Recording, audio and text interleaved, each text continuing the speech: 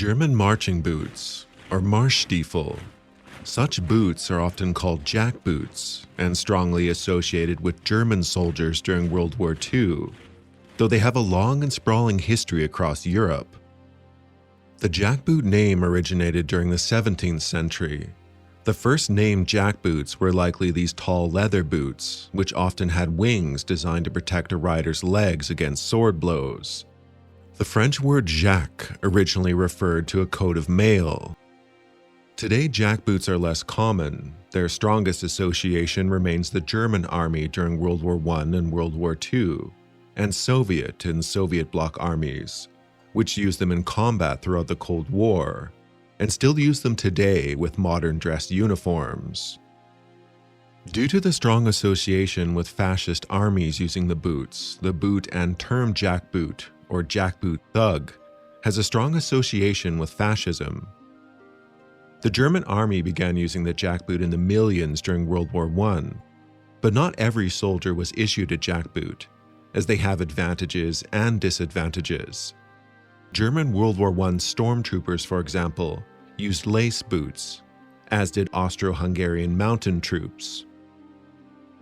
The jackboot also has some advantages over laced boots. Having no laces or tongue on a boot makes them more water resistant. Laces are also the most common weakness of any boot. When laces break on boots, they can quickly become a nightmare to run or walk in. The height of the boot further protects the foot against dust and rocks.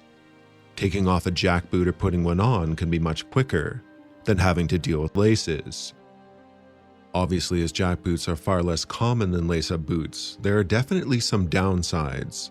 Without laces, you naturally can't get as tight or comfortable a fit, which is crucial when traversing through mud or difficult terrain. Locking your foot in with laces further helps prevent blisters, which can literally disable a soldier. A short combat boot is furthermore versatile, as it can be given height through the use of gaiters or wraps, often called puttees. Lastly, manufacturing a laced boot is typically less labor and material intensive, with jackboots requiring a significant amount of leather, something that the German army would be short of in both World War I and World War II. The World War II generation of jackboot was a little different from the World War I generation. Originally, the boot was 35 to 39 centimeters tall, but this was shortened to 32 to 35 centimeters in 1939 to save leather. The German army began slowly phasing out the jackboot, starting in 1940. Starting in 1937, soldiers would receive a pair of low boots along with their jackboots during basic training. These low boots were originally to be used just for training, but they would end up seeing more action than the tall jackboots on the front lines as the war progressed. Panzer troops were some of the first units to be kitted out with lace-up ankle boots specifically for combat. Despite what is often shown in the movies, jackboots by the end of the war were far less common than ankle-high boots worn alone or with gaiters or wraps. Officers too wore short boots in combat, but not always. When joining the Wehrmacht, officers regularly purchased superior quality, form-fitting boots that could include a dress and combat pair. As such, officers were more inclined to wear their more comfortable custom boots than regular soldiers with boots of lesser quality. Standard issue German boots of all types were not of the greatest quality during World War II.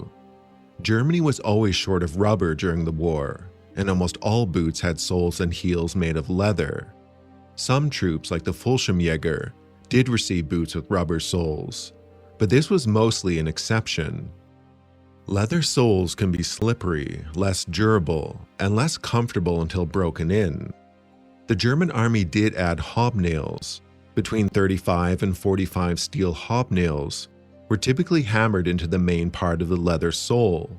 This helped with durability and grip on certain terrain, but not on flat surfaces. Many boots further had a heel plate, a steel horseshoe-shaped plate affixed to the heel.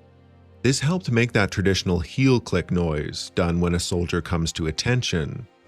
The heel is further made up of stacked leather, all held together with stitching and wood pegs.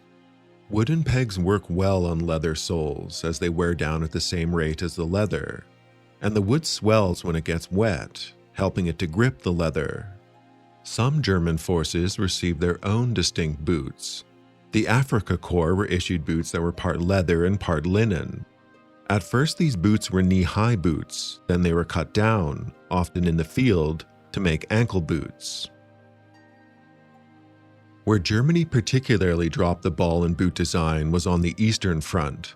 Soldiers had to improvise to add warmth to their boots and feet. Boots were often wrapped with cloth or stuffed with straw. Perhaps the most unique boot made during this time were the straw overboots for soldiers. These were made at concentration camps, which not only made such boots, but also forced prisoners to test march designs, performing literal death marches. German soldiers coveted Russian boots on the Eastern Front. Most prized were the Valenki or felt boots, made entirely of sheep wool. Though these were not waterproof, they were extremely warm. Germany did make cold weather boots, particularly for Luftwaffe pilots and crews, but these were not made in any number close enough to be considered for the Eastern Front. One of the main reasons why jackboots are so famously associated with Germany is because of their strong association with parades and marches. Jackboots with heel irons were ideal for such marches, as they gave a clean, uniform look and increased the loudness of that universally satisfying marching rhythm.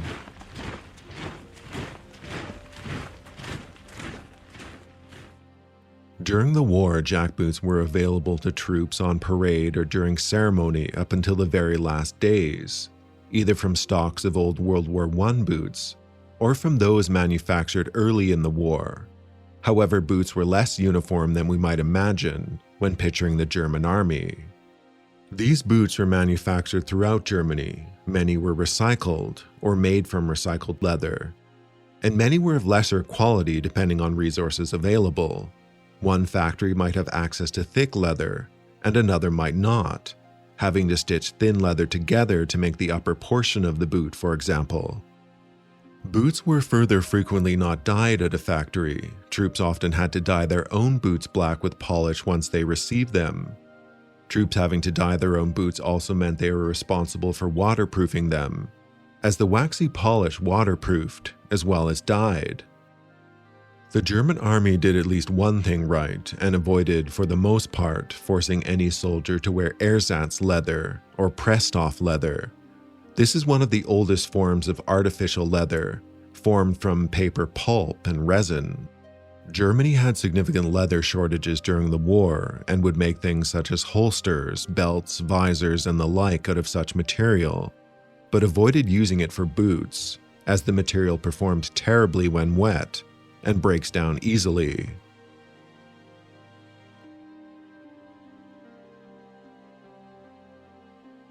Alright, I'm Johnny. Thanks for watching this video on German jackboots. Hopefully you found it less on the soul-crushing side and more on the beautiful and hilarious side.